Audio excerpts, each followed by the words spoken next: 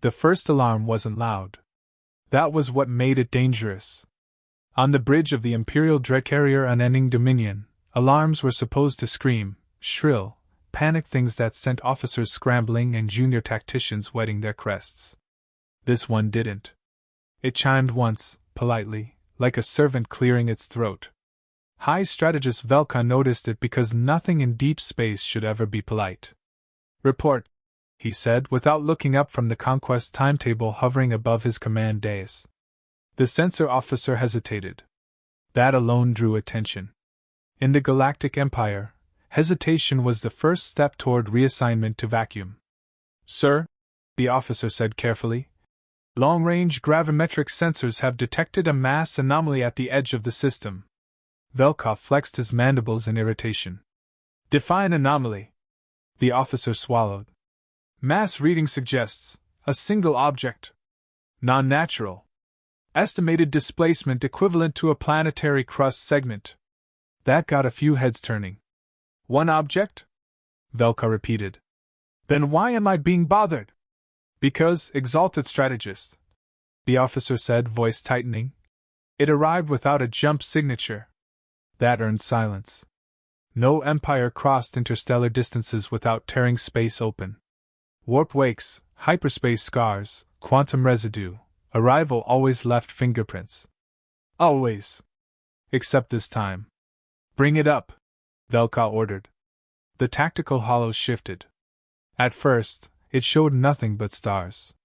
Then the system filtered adjusted, colors rebalanced, and something wrong appeared in the darkness. It was huge. Not elegant like Imperial warcraft, all symmetrical spines and glowing shield lattices.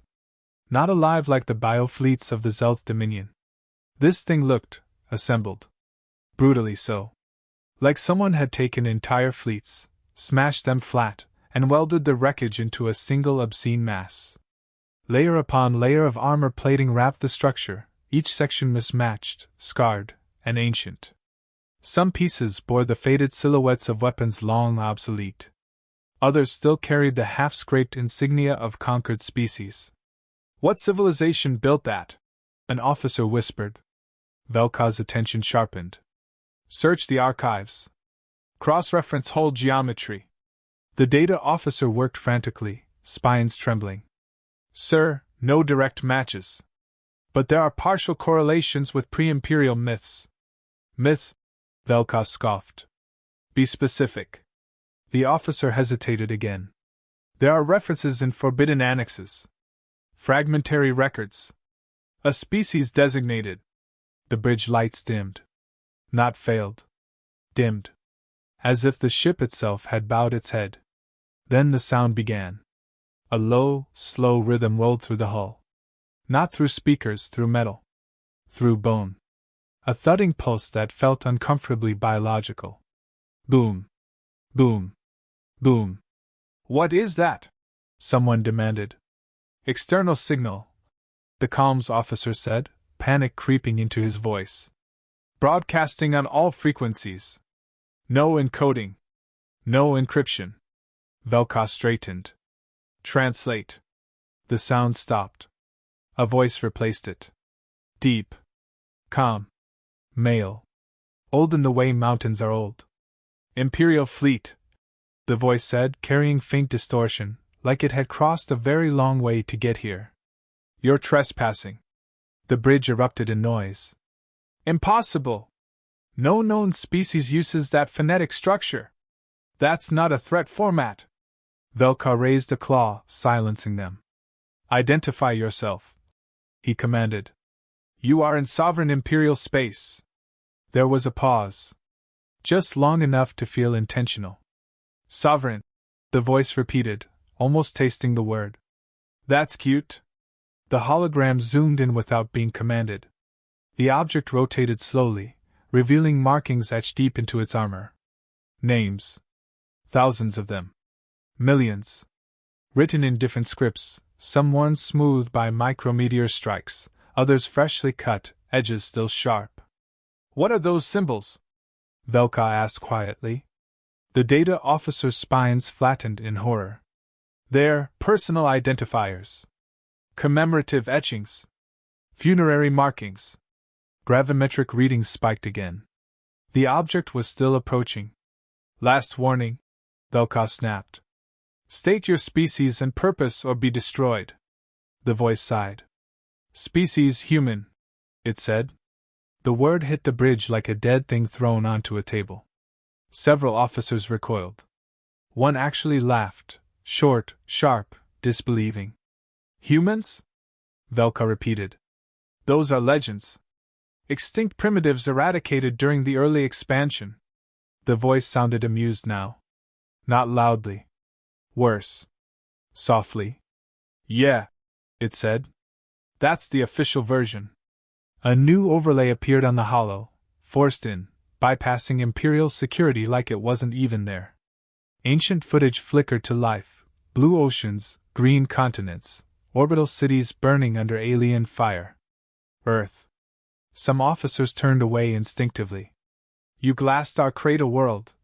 The voice continued evenly. Then you filed the paperwork. Classified us as non-viable. The massive object finally completed its rotation. A name burned across its forward hull in blocky, unmistakable characters. Graveyard of Empires. Velka felt something cold settle into his thorax. You're lying, he said. If you were human, you'd be dead. Your technology was inferior. Your fleet's insignificant. The response came instantly. Correct, the human voice said. Back then. The Graveyard of Empires accelerated. Not with the elegant flare of fusion drives or the shimmer of gravitic sails. Space buckled around it, stars warping as if reality itself had been grabbed and dragged forward. Alarms screamed at last. Energy spike! No, mass spike! Sir, it's still not raising shields. Velka stared at the display, mandibles slowly parting. A warship that didn't bother with shields was either suicidal or absolutely certain. Fire a ranging volley, Velka ordered, voice tight. Let's see if legends bleed. 30 plasma lances lit the void. They struck the human vessel head-on.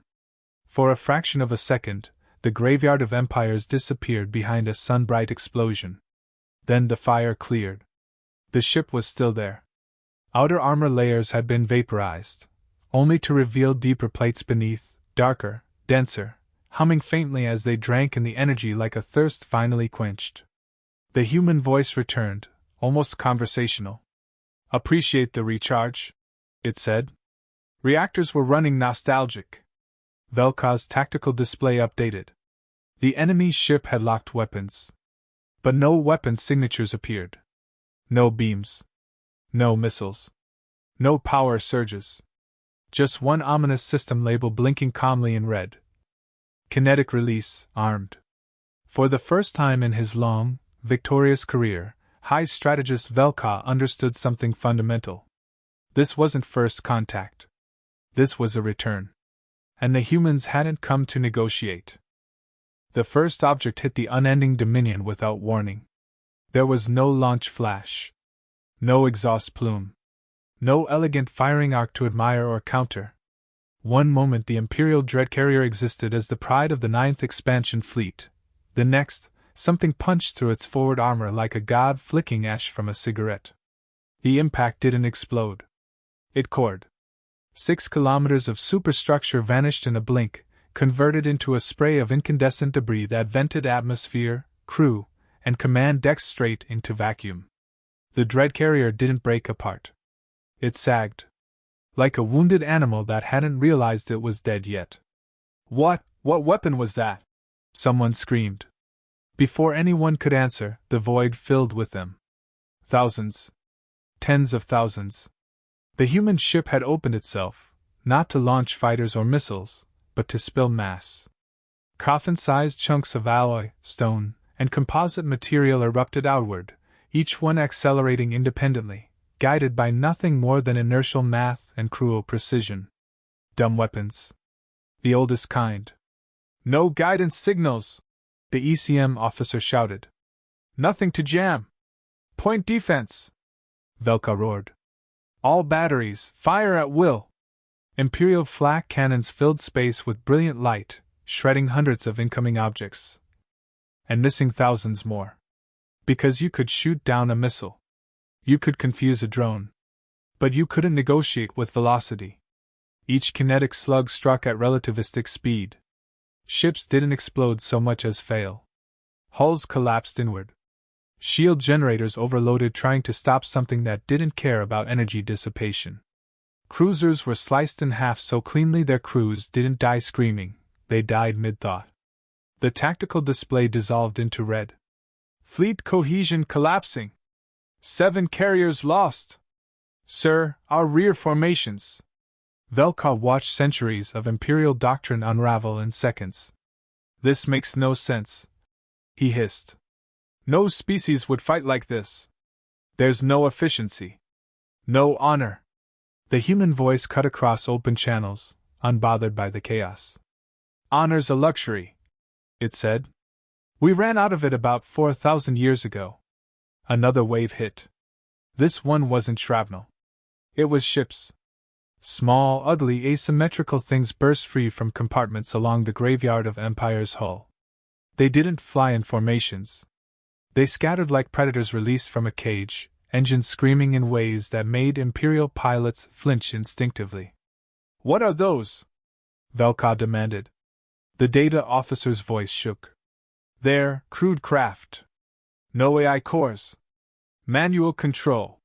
Someone laughed hysterically. That's suicide. The laughter died as the first human strike craft rammed an Imperial destroyer head-on. It detonated its reactor on contact. The destroyer vanished in a white flash. They're using pilots, the officer whispered. They're not retreating. The human voice returned, colder now. We learned something else, it said. Machines break. People endure. Boarding pods followed. Not sleek insertion torpedoes, but armored slabs hurled at obscene speed. They smashed into Imperial hulls, burrowed inward, then opened. What came out wasn't elegant. Human Marines poured into Imperial corridors wearing brutal exosuits covered in unit markings, kill tallies, and crew jokes etched into armor plating. Their weapons spat solid slugs, chemical propellants roaring loud enough to shake bulkheads. Imperial defenders died confused. Their shields were tuned for plasma and energy. Human bullets punched straight through. One Imperial officer managed to broadcast a final report before his position was overrun. They're laughing, he screamed. By the Empire, they're laughing while they kill us. On the graveyard of empires, Admiral Jonah Rourke watched the battle unfold from a scarred command throne bolted directly into the deck. Status, he said calmly. Phase 1 proceeding ahead of projections. A human officer replied, chewing on a strip of synthetic tobacco. Imperial formations aren't adapting. They keep waiting for us to escalate. Rourke snorted. They always do. A younger officer glanced at him. Permission to deploy the ugly stuff, sir? Rourke considered it. Just for a second. Not yet, he said. Let them think this is the punchline. Back in Imperial space, Velka's remaining fleet attempted to disengage. Emergency warp, he ordered. Scatter! Regroup at. Space closed. Gravity wells snapped into existence around the fleet, crude and overpowering. Warp drive screamed, coils overloading, reality refusing to tear the way it was supposed to. They're using gravity as a weapon. The navigation officer choked. That's barbaric. The human voice replied instantly, as if it had been listening. Yeah, it said. We get that a lot. The graveyard of empires advanced through the crippled fleet like an executioner walking a line. It fired again. This time, something different emerged. Long rods, kilometers in length, released one by one. They didn't glow. They didn't accelerate fast. They simply fell. Imperial sensors struggled to comprehend it. They're dropping mass, an officer whispered. Using artificial gravity. Sir, they're reenacting planetary bombardment physics. The rods hit. Each impact created shockwaves that rippled through multiple ships at once, crushing hulls, liquefying crews, shattering internal structures. The battlefield became a graveyard of drifting wreckage and frozen corpses. Velka stood alone on his bridge, smoke filling the air, emergency lights flickering. "Open a channel," he said hoarsely. "To the human commander." The connection opened immediately. Rourke's face filled the hollow. Old. Scarred. Eyes sharp enough to cut glass. "This is High Strategist Velka of the Galactic Empire," Velka said. "State your demands." Rourke leaned closer. "You remember Earth?" he asked quietly. Velka stiffened. "That world was a strategic necessity." Rourke nodded. "That's what your records say." He gestured off-screen. The hollow shifted, showing a human woman in armor, helmet tucked under her arm. Her eyes were red-rimmed. Her smile wasn't friendly. "She was born on a refugee station," Rourke continued. "Her parents died working mines that supplied your fleets." The woman raised 2 fingers in a casual salute. "My husband's still out there," she said. "So is my kid. Haven't seen either in 6 years." She shrugged. "So yeah? We're in a hurry." The channel cut. The graveyard of Empire's weapons charged again. Velka finally understood. This wasn't a battle. It was an audit. And humanity was collecting interest. The graveyard of Empires didn't give the Imperial fleet time to regroup. It moved with an intelligence that was almost sentient, a rhythm that mocked all Imperial strategy manuals. Velka watched in horror as his remaining ships tried to form defensive lines, only to find that the human vessel anticipated every maneuver before the orders could even be executed. "Shields are holding at 60%, no, 55%, the tactical officer yelled. "They're destabilizing our reactors remotely." Velka's mandibles clicked in disbelief. "Impossible! Our shielding systems are isolated from external control." "Not from theirs," the data officer admitted, voice trembling. "They're reading our energy signatures. They know what we're thinking before we do it." A pod detached from the human ship, small, jagged, ugly. It rammed into an Imperial cruiser's midsection like a hammer smashing glass. The cruiser didn't explode. It folded in on itself, walls and floors collapsing, people crushed alive in the corridors.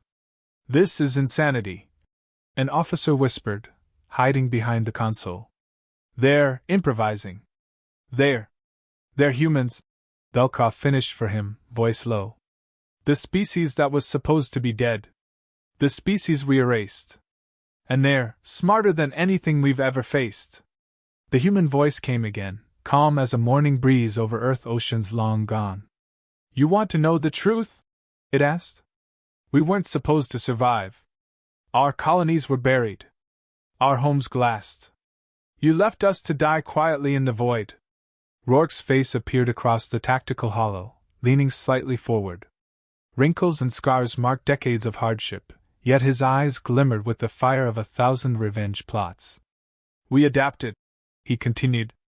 "We learned from your bureaucracy, your arrogance, your obsession with efficiency. And we built something you'd never expect." A wave of small craft launched simultaneously from the human ship, ugly, asymmetrical, cobbled together, yet terrifyingly fast and precise. They swarmed like insects, diving through the shredded remains of the 9th Expansion Fleet. Every Imperial ship that tried to counterattack was shredded by kinetic volleys or crashed into debris fields manipulated by human artificial gravity wells. Velka tried to issue a command. "Concentrate fire on the origin point. Focus all weapons." The graveyard of empires responded before the words left his mouth. One by one, Imperial vessels vanished. Some imploded. Some were torn apart by gravity distortions. Others disintegrated from the impact of debris the size of moons. It was brutal. It was surgical. It was revenge given a face and a name. "Your history books called us primitive," Rourke said, almost conversationally. "But every mistake you made, we remembered.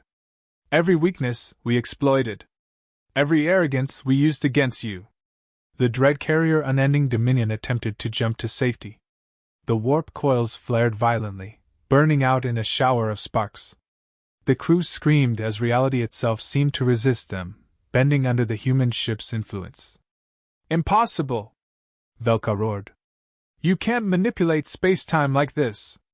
Rourke's grin cracked the edge of the hollow. Oh, we can. You just never bothered to check how far humans could go when cornered. Pods full of human marines breached Imperial hulls. They moved with uncanny precision, clearing corridors, capturing command nodes, and neutralizing officers with brutal efficiency. No Imperial soldier survived long enough to understand how a species thought extinct had learned to fight every conceivable form of warfare. Velka was eventually dragged from his bridge and placed into a containment chamber aboard the human ship. He was alive, but every instinct in him screamed that this was worse than death. Rourke entered, leaning casually against the chamber wall. High Strategist Velka, he said, voice smooth as a scalpel. You've overseen the destruction of thousands of lives, yet here you are, still breathing. Lucky for you, lucky for us. Why? Velka spat. Why not destroy me like the rest? Rourke smiled, a grim, humorless curl of lips. Because you need to see what happens when you underestimate humanity. You need to understand the consequences of thinking one species is extinct, and then you'll carry that lesson wherever you go. He gestured toward the hollow, showing centuries of human history, refugee stations converted into war factories, entire colonies trained for guerrilla warfare, and fleets hidden in places no Imperial fleet had ever dared to scan. You didn't erase us, Rourke said. You just delayed us. You gave us time to learn, to improve, to wait. And now, the Empire is obsolete. Velka's claws flexed helplessly. The horror of defeat, and of comprehension, flooded him. Humanity wasn't just back. Humanity had become everything the Empire feared. And worse, they had done it their way, crude, unexpected, terrifyingly effective. Outside the chamber, the graveyard of empires drifted silently, a leviathan against the stars. Around it, Imperial fleets were no more than drifting skeletons. In the void, only one thought remained clear: humans were done being a myth. They were vengeance incarnate. And the galaxy had yet to see the worst of it. The galaxy woke screaming. Imperial communications were flooded with reports of fleets annihilated without a single shot fired in the conventional sense. Borders dissolved as warlords abandoned command. Councils fractured under panic. No planet was safe. No system untouched. Every record, every calculation, every assumption about humanity had been proven catastrophically wrong. Above the former imperial capital, the graveyard of empires hovered. It wasn't attacking. It wasn't orbiting for intimidation. It was there to remind. Rourke's voice resonated through every frequency, in every tongue, unencrypted and direct. We're not here to rule you. We tried that once, and we didn't like the result.